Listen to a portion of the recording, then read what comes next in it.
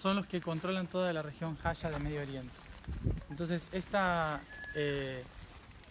sangre va pasando de generación en generación hasta que se decía volverían sus hijos a reclamar el poder de su tierra. Esta gente se mezcla y desaparece su linaje, pero se puede interpretar que hace 2000 años una de esas herederas, Miriam, ¿sí?, tiene un hijo que sale al mundo a recuperar ese reino del que se hablaba, ese reino del cielo en la tierra. Entonces esa historia es la de Jesús, obviamente, ¿sí?, que sabían muy bien los antiguos, un hombre no puede llevar la información en la sangre a lo largo de la historia, solamente a través de la mujer se puede hacer. Entonces, inevitablemente, esta persona tenía que pasar su descendencia a mujeres y pasarle el poder de esa información a mujeres a lo largo de la historia. Por eso mismo, Miriam Migdala, ¿sí?, que es María Magdalena, termina siendo la que lleva ese legado. Cuando pasa todo lo que todos conocemos, ¿sí?, todo el caos de la traición y demás, ella se tiene que exiliar y termina viviendo en Galia, lo que hoy es Francia. Con el paso del tiempo, estas agrupaciones de personas de Medio Oriente y el Mediterráneo, en Malta, los Rosacruces y un montón de gente que empieza a defender el legado femenino en la historia, se empiezan a mezclar con lo que sería el cristianismo y el mensaje de Jesús más cristiano, que posteriormente termina en una inquisición generada por españoles e italianos, obviamente, en el Vaticano, que llevan a volver a recuperar Medio Oriente de las manos del Islam. Esto crea que los inquisidores que llevaban la bandera de la Cruz Blanca, de la Cruz Roja, llegasen al Templo de Jerusalén, liberasen de la opresión de los musulmanes y recuperasen para el cristianismo la Tierra Santa. Pero descubren en su lugar a un templo donde debajo estaba la verdadera historia y por lo tanto todos los que cuidaron el linaje femenino de esa sangre real.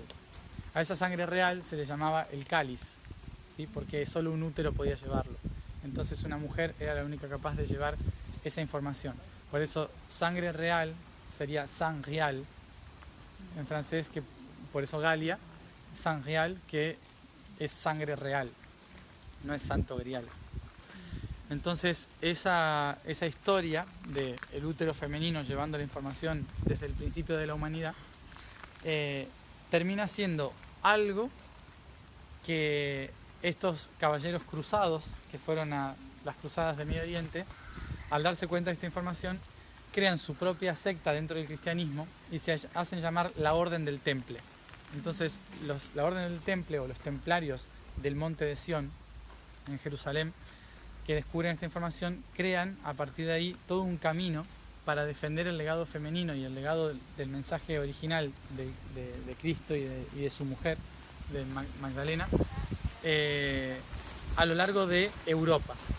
Pero solo hay dentro del continente europeo 3 lugares donde los templarios y los masones siguen a rajatabla y estrictamente la información ancestral y anterior de Cristo y Magdalena, que serían en Suiza, que fue el Betia, el territorio del Betia, que es donde los templarios encontraron su hogar cuando los mandaron a matar un viernes 13, ¿sí?, de 1111 fue, 1113, no me acuerdo, por ahí. ¿No es 1100? ¿1300 qué? 1307. Entonces ahí es donde termina ya lo que serían los cruzados, y en ¿cómo se dice? En el Betia es donde se asientan. Pero también hay 2 lugares más donde se asientan, más importantes: Portugal y Escocia.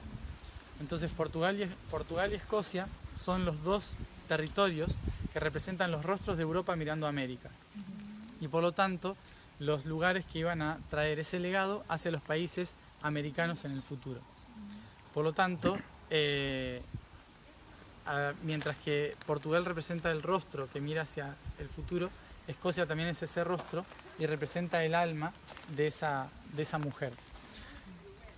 Como decía, este territorio de Edimburgo representa el ingreso del alma, de ese espíritu femenino. Entonces, la parte natural que vivimos ayer en la colina de Arthur Seat, en el dragón, ¿sí? Que, como explicaba ayer el guía, la leyenda decía que era un dragón que se convirtió en montaña, ¿sí? Y que justamente tenía que ver con esta kundalini que venimos trabajando en cierta forma por cada uno de los chakras hasta llegar aquí al alma, donde se expresa, se libera y abre sus alas, ¿no? Que es ese dragón. Pero abre sus alas en energía femenina, que representa el alma. Entonces allí es la energía del dragón y aquí es la línea de la energía femenina. Justo este lugar no es sagrado solamente porque es cristiano, sino que obviamente desde los pueblos celtas este lugar se conocía como un punto estratégico de cruce de líneas energéticas, ¿sí? Y por esto mismo los Sinclair construyeron acá esta capilla con el objetivo de aprovechar, como todos los templos cristianos muy antiguos construidos por masones, aprovechar ese campo energético para la ascensión más directa. Entonces es un legado desde los azules del Medio Oriente que protege aquí el ingreso del alma femenina, ¿sí? Y a su vez se cruza con la historia cristiana, ¿sí? Y celta en relación a los cruces energéticos. Entonces en el centro del altar están las líneas energéticas por donde cruza esa información, ¿sí? Y abajo en la cripta es como si fuera el útero donde resuena esa información, ¿sí? Por eso después vamos a bajar hacia la cripta.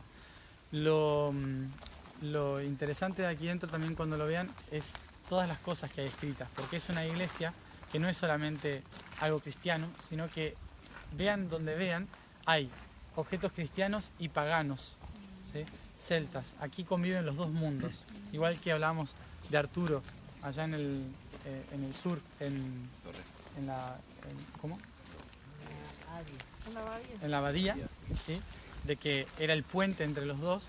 Aquí está ese puente y se va a ver porque todo es muy enigmático lo que hay dentro, ¿sí? No es como una iglesia común, todo es muy enigmático. Desde aquí, ya les digo, hay una curiosidad que no hace a esta historia, pero es una curiosidad por si la quieren ver. Bueno, hay como diferentes cajas de acústica de códigos musicales que están en los arcos. Hay 13 arcos centrales que están sostenidos por 12 columnas. Entonces, todos son códigos muy interesantes y en el altar principal lo que van a ver es que hay dos columnas totalmente diferentes, una de cada lado. Lo curioso de esa historia, que siempre la cuentan, es que el arquitecto que estaba construyendo la capilla en el año 1400, hace 500, quería hacer unas columnas originales para representar realmente la energía de este lugar. Entonces estaba buscando inspiración, logró hacer una, pero el jefe masón no podía terminar de hacerlo, entonces se fue a buscar inspiración a Italia, a todos los templos grandes y demás. Mientras dejó a cargo a su aprendiz. El aprendiz tuvo un sueño y en el sueño vio la columna terminada y la hizo. Entonces cuando volvió el otro, es tan bonita la columna, que cuando volvió el otro se enojó tanto que lo mató a mazazos al aprendiz y a él lo colgaron por haber asesinado a alguien. Entonces están las dos columnas y cruzados de un lado y del otro están las caras del aprendiz y del masón mirando cada uno su columna como una especie de representación, ¿sí? Bueno, son todos detalles que hay que adentro no los voy a poder explicar porque estamos más.